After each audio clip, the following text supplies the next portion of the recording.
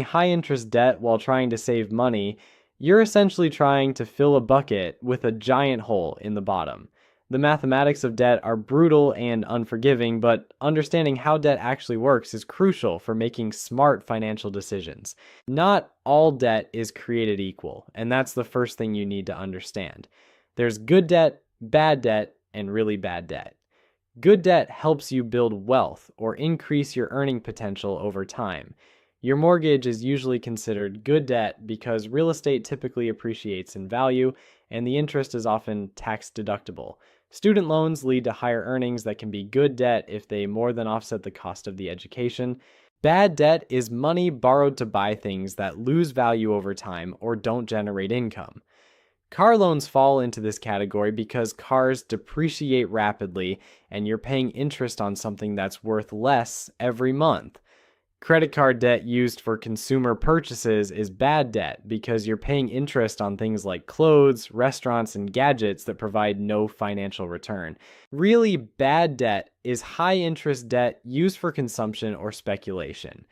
Payday loans, cash advances, and credit cards with interest rates above 20% are financial poison that can destroy your wealth building potential for years. If you have this type of debt, eliminating it should be your absolute top financial priority, even before building an emergency fund. Here's why the math is so devastating. If you have $5,000 in credit card debt at 20% interest and you only make minimum payments, you'll pay over $15,000 in total and take more than 30 years to pay it off. Meanwhile, if you had invested that same money at an 8% return, it would have grown to over $50,000 in 30 years.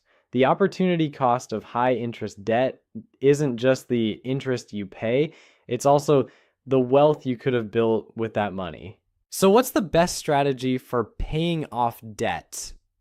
There are two main approaches, each with different psychological benefits. The debt snowball method focuses on paying off your smallest balances first, regardless of interest rates.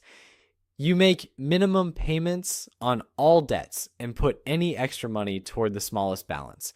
Once that's paid off, you take the money you were paying on that debt and add it to the payment on your next smallest balance.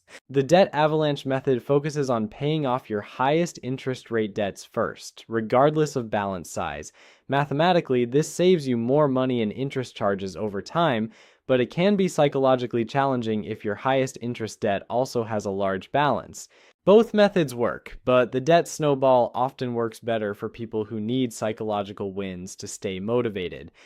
Paying off a small balance quickly provides a sense of accomplishment that can fuel your motivation to tackle larger debts.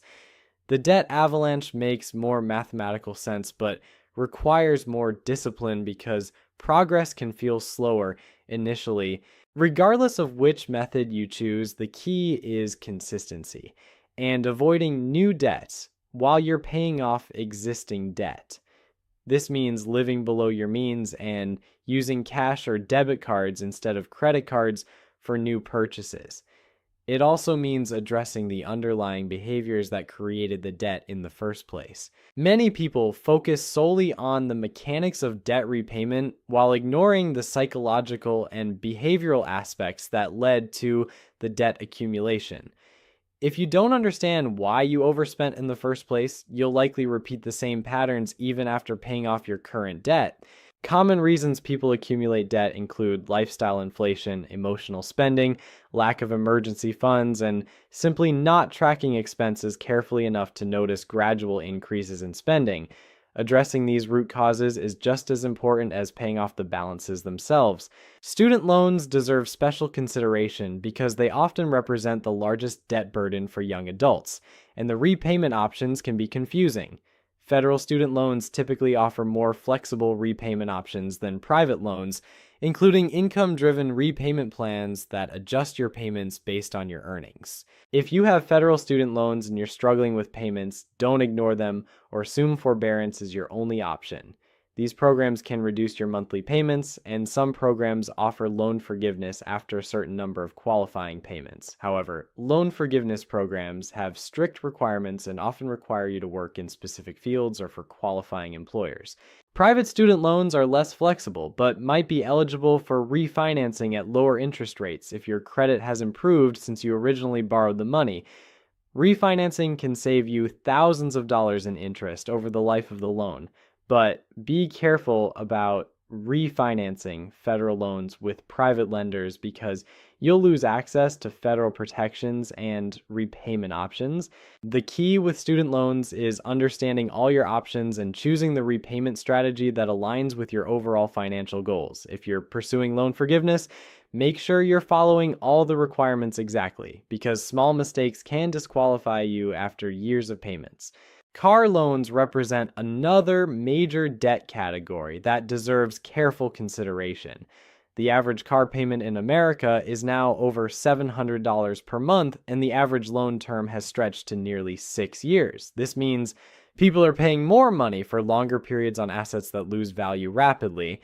The total cost of car ownership extends far beyond the monthly payment. Insurance, maintenance, repairs, fuel, registration, and depreciation all add up to make car ownership expensive. The average person spends over $900 per month on transportation costs, which represents a significant portion of most budgets. If you currently have a car loan with a high interest rate, refinancing might save you money, especially if your credit score has improved since you originally financed the vehicle. However, be aware that cars depreciate so quickly that you might owe more than the car is worth, which limits your refinancing options. The best strategy for car loans is to avoid them entirely when possible by buying reliable used cars with cash. If you must finance a vehicle, keep the loan term as short as possible and avoid being upside down on the loan. Never roll negative equity from one car loan into another car loan, as this creates a debt spiral that can take years to escape. Now that we've covered the defensive aspects of money